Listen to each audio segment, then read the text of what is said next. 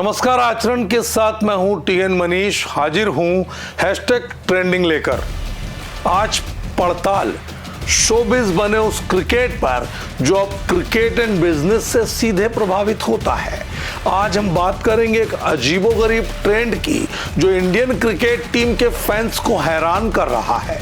क्या team India की Jersey पर नाम स्पॉन्सर करने वाली कंपनियां श्रापित हैं? सहारा, विल्स, बायजूस, ड्रीम11 ये सब स्पॉन्सर्स इंडियन क्रिकेट टीम को सपोर्ट करने के बाद कारोबारी जगत में डूब गए या संकट में फंस गए। आज हम इनकी कहानियां सुनाएंगे, उनके डूबने की वजह बताएंगे और देखेंगे क्या ये सिर्फ एक संयोग है या कुछ गहरा राज। चलिए शुरू करते हैं सबसे पहले सबसे पुराने विल्स से।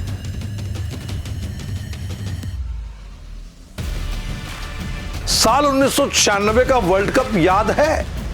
उसे विल्स वर्ल्ड कप कहा जाता था क्योंकि आईटीसी की सिगरेट ब्रांड विल्स ने इसे स्पॉन्सर किया था।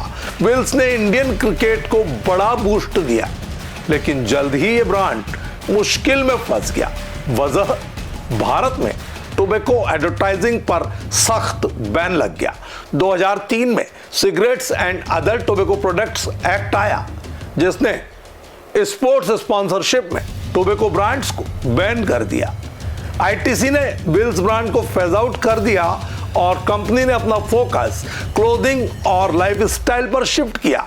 विल्स का स्पॉन्सरशिप एरा खत्म हो गया, लेकिन आईटीसी आज भी मजबूत है। ये जिंक्स की पहली मिसाल थी। स्पॉन्सरशिप के बाद ब्रांड का डाउनफॉल हो गया।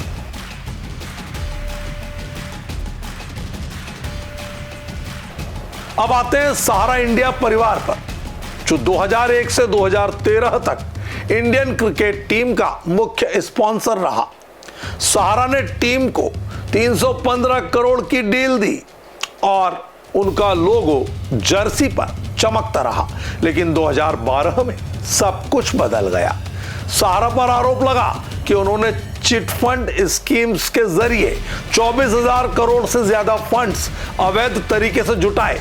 सेबी ने जांच की और सुप्रीम कोर्ट ने आदेश दिया, सहारा निवेशकों को पैसे लौटाए।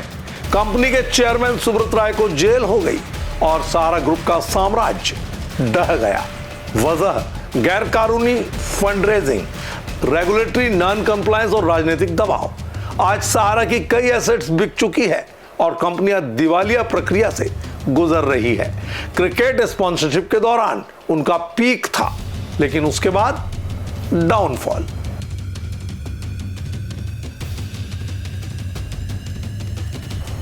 ओप्पो चाइनीज मोबाइल कंपनी ने 2017 से 2019 तक टीम इंडिया को स्पॉन्सर किया, 1079 करोड़ की डील। लेकिन 2020 में भारत चाइना बॉर्डर टेंशन और एंटी चाइना सेंटिमेंट के कारण ओप्पो ने मिडवे डील छोड़ दी। साथ ही टैक्स इवेजन के आरोप लगे। कंपनी ग्लोबली ठीक है, लेकिन इंडियन मार्केट में झटका लग गया। ये जिंक्स का एक और उदाहरण। स्पॉन्सरशिप के बाद रेगुलेटरी और जियोपॉलिटिकल ट्रबल।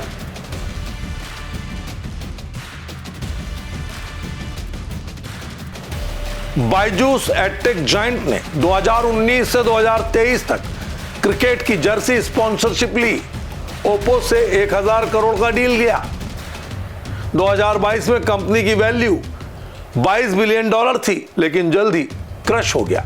वजह, आक्रामक एक्सपेंशन, भारी कर्ज, कोविड के बाद ऑफलाइन एजुकेशन की रिटर्न, निवेशकों का पुल आउट और मिसमैनेजमेंट।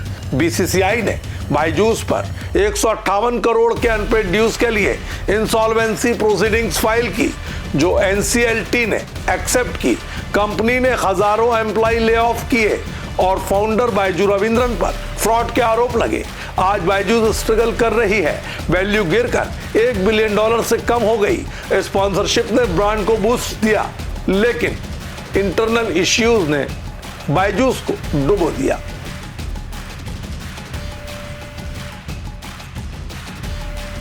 अब लेटेस्ट ड्रीम11, जो 2023 से 2026 तक टीम इंडिया का लीड स्पॉन्सर है।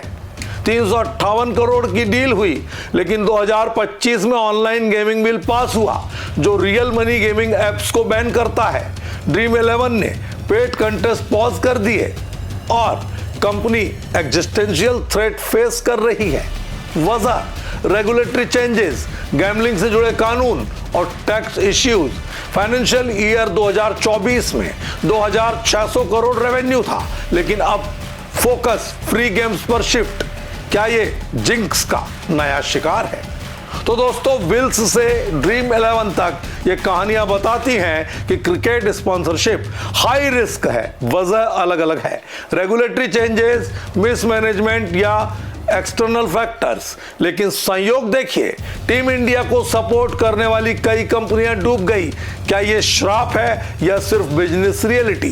कमेंट बॉक्स में हमें जरूर बताएं। इसी तरह के रोचक हैशटैग ट्रेंडिंग के साथ अगले एपिसोड में फिर मिलेंगे। लाइक, शेयर और सब्सक्राइब अवश्य करें। मुझे दीजिए इजाजत। नमस्कार। देश दुनिया की सभी खबरें देखने के लिए जुड़े रहिए आचरण न्यूज से। आचरण न्यूज, हर कदम आपके साथ।